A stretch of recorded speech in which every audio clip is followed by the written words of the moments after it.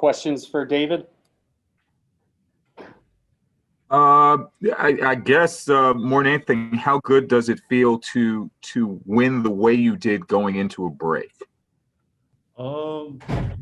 It feels good to get a win anytime you play, but I still wish we would have did stuff better defensively and stuff instead of just. I feel like we could have got our other guys in more. We would have just locked in more defensively, but a win is good anytime.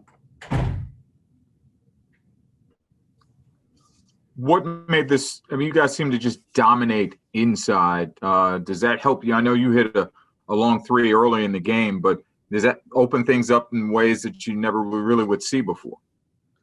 Yes, I feel like we had the height advantage and the advantage with our bigs. Our bigs are dominant, and I already know like if they start double teaming, they're gonna look out the pass to us, and our job is just to knock the shot down.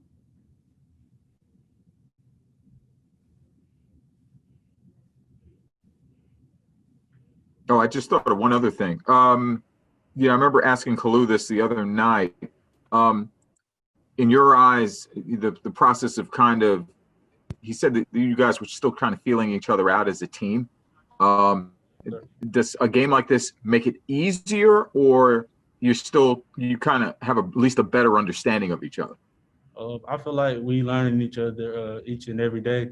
I feel like we're getting more comfortable with each other each and every day, and just being comfortable in our roles, because some of us it's new roles for us, and so I just feel like we're gonna get comfortable as it go on. You spoke about being comfortable with the team. What do you think about the team going into the break? I feel like we learned a lot. We learned a lot from our mistakes, and even in the games we won. And we just trying to. It's good to get a little break and get a little rest, and then when we get back to practice, we're just gonna continue to get better. I feel like we're on a good track though.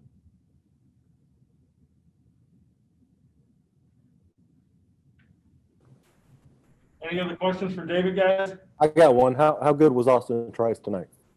He was great. He was dominant. We see that every day. We just want him to keep doing that and just keep getting better as a team.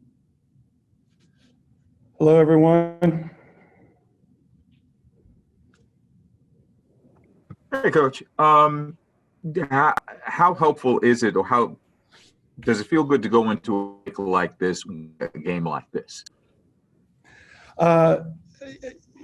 Yes, basically, yes. That's why this game is scheduled at this time. That's why in past years we've scheduled, not a non-D1, but we've scheduled a bye game just to, at the end of the semester, you've just gotten out of exams. Everybody's looking for a break, and even though the break is a little bit different this year than in past. I think having a game like this is good. But the biggest thing is the game is, this type of game is scheduled at this time exactly to, be able to get the win. Hopefully, feel good about ourselves going into the 3-day break before coming back and jumping into conference play. How helpful was it to have that kind of inside presence tonight? Is that something that you could put in the back of your mind that say, hey, look, shown that we can do this, and so this is something that maybe can help you down the road any? Well, yes and no. I mean, obviously, Virginia Wesleyan was undermanned inside. Kalu got off, I thought, to a great start. He just, he just can't seem to not get in foul trouble.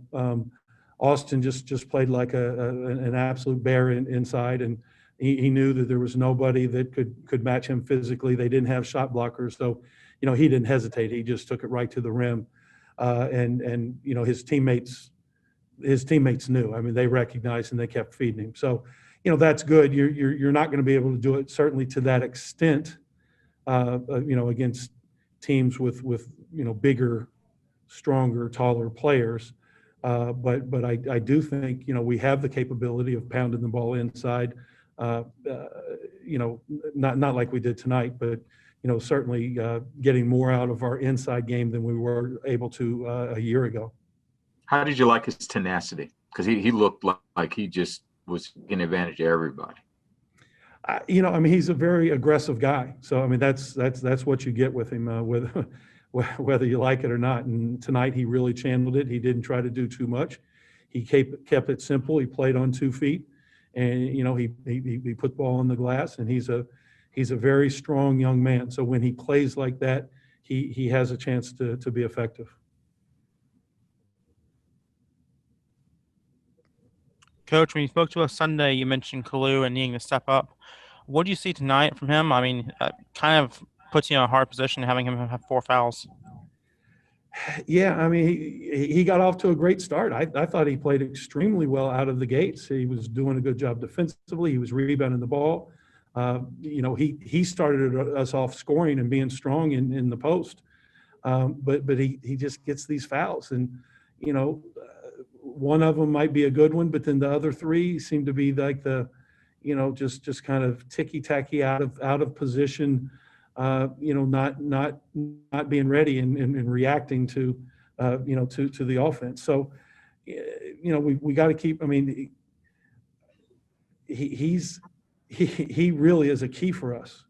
I mean, I probably sound like a broken record talking about, you know, what we think that he can give us, but you know, we need that if we're going to be a quality team, and he's just got to learn. This isn't the first time it's happened, but you know, in past years we weren't asking as much from him, so you know, maybe it wasn't as significant if he got into foul trouble a year ago, but it's tough, and you know, we'd like to, and we've in practice been trying to work a little bit on playing Kalu and Austin together, but right now we just don't have much opportunity to do so, because you know, seemingly Kalu is always in foul trouble, so we can't play them both together because you know, Austin is having to replace Kalu. On the flip side of that, how encouraging is Austin's performance tonight? I mean, obviously he played on the offensive end. He played particularly well, and you know, he goes after rebounds. I mean, you know, rebounding is probably the thing that he does best. He needs to understand our defensive principles and what we're asking. He's got to figure that part out. But you know, Austin's been playing pretty consistently, and that's because he's not afraid. He's strong. He's aggressive. And you know, he has, for the most part, he has been keeping it simple. Basketball can be a very simple game if you allow it to be, and if you can identify the things that you do well, and keep doing them. Some players, I don't know if they get bored or whatever it is, and all of a sudden they want to do all these things. But the bottom line is figuring out what it is that you do well and keep doing it and doing it and doing it and doing it and doing it. That will pay dividends. How do you want your teams, I mean, in the past, as even compared to now, how do you want your teams to approach a break like this? You want them to take it easy, get a mental break, but what do you tell them going into a break like this? Just enjoy it. You know, it's been a long time coming. We've you know, been practicing seemingly forever because you know, you're not playing as many games, so you're actually seemingly getting more practices, and you know, they haven't really had much of an opportunity to blow off any steam. So you know, we want them to be smart. It doesn't mean that they can go out and forget about all the COVID precautions that we've been preaching and adhering to for months now, but yeah, I want them to relax. I don't want them really, quite honestly, I don't want them thinking about basketball. We're going to try to organize an event, a get together on Christmas Eve that hopefully will be fun, that won't have anything to do with basketball. A little Secret Santa kind of deal, and a nice meal, and then you know, another you know, nice meal for the guys on Christmas Day. But other than that, I just hope that they can relax and recharge their batteries a little bit, and have a good time with one another. I mean, that's what it boils down to, because there's, you know, we got this this bubble, this pod thing going on, and you know, other folks aren't able to come into it. So we've got to experience and enjoy one another. Jeff, I'm told you gave the players the option of deciding whether to go home for Christmas, and that they decided unanimously to stay. Well, that's not exactly right. I got 7 of our players together, the most experienced. You know, I didn't really include the freshmen or the new transfers, but the guys that have been around a little bit. I got them together, and we talked about the situation. And I was really struggling. I knew what was best from a basketball standpoint, but you know, I wasn't so sure that was the right thing for them, or that was fair. You know, I hadn't pulled the trigger, but I was very transparent with them, kind of about the both sides of the argument there. They asked some good questions. And, you know, there was some discussion, but pretty quickly, you know, several of the guys, you know, spoke up, and again, they were unanimous that if, you know, everything that we had done, they want to play, and they want to be able to have a season. And if staying here and not going home for the, you know, this small Christmas break increased our chances, then that's what they wanted to do. You know, they told us in no uncertain terms that they expected some really good meals. So we're doing everything we can to follow through on that. And they talked to one another and to the handful of guys that weren't there, that, you know, that nobody better screw it up. That if you know, we're going to make these decisions and sacrifices, everybody had to be on their P's and Q's. And we couldn't have one person kind of ruining it for everyone.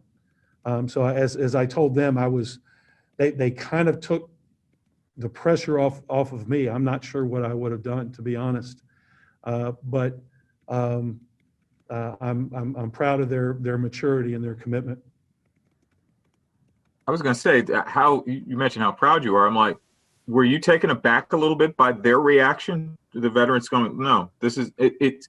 Because for a college student, that's saying a lot. And does that transpire maybe onto the court that you probably not everybody gets a chance to see? I went in, I told the coaching staff prior to that meeting, I said, there's going to be 1 or 2 guys that are absolutely going to say, we're staying here.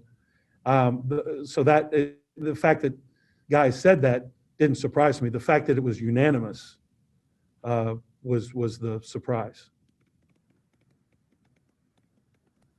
Jeff, tonight you had a couple of little sloppy spurts where you let them back in it a little bit, but then kind of. That looked familiar?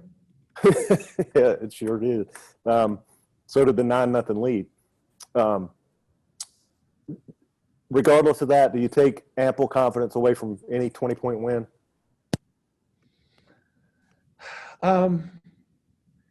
You know, what we talked about coming into this game was that A, we wanted to win, but B, we wanted to play well, right? We wanted to respect our opponent. We wanted to respect the game, the game of basketball, and we wanted to feel good coming out of it, not just because we won the game.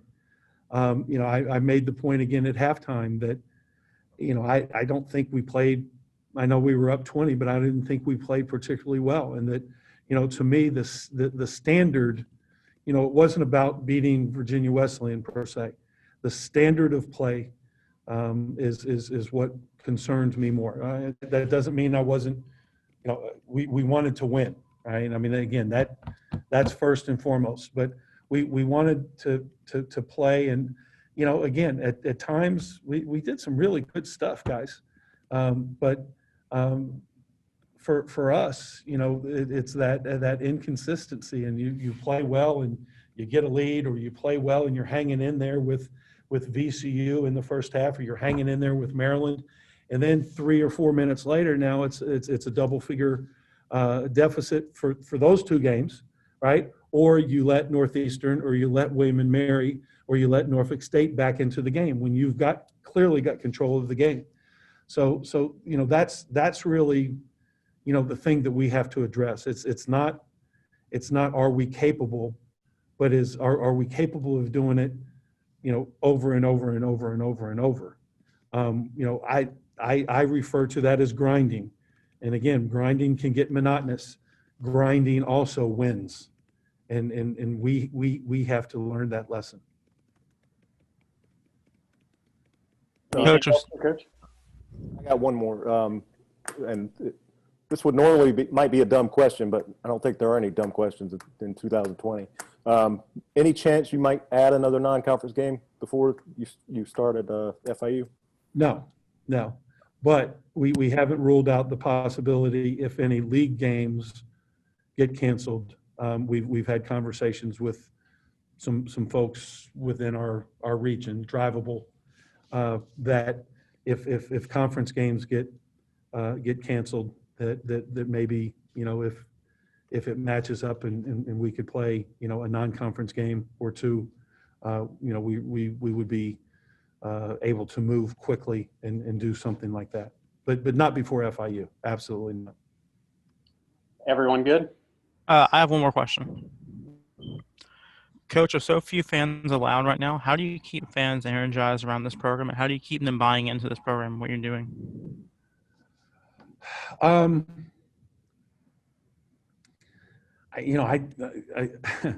guess the same way as we always do is we're working our tails off to try to win and put a team out on the court that people can be proud of. The marketing people are constantly doing stuff, and on our the ODU what is it, odusports.com website, and on our Twitter and social media accounts, we try to have good content and everything there. But I've always felt the best marketing plan is having a competitive team that makes people want to cheer for them. And hopefully we're doing that. I know we've had a couple not so great performances, but these guys are doing a lot of good stuff. They're hanging in there. They're representing the school, I think, really, really well. And I think that's more important than anything else. And those folks that normally would be in Chartway Arena, or that don't have that opportunity, hopefully they can from afar still recognize how hard these guys are working. We got a long way to go, but we're trying to do everything that we can.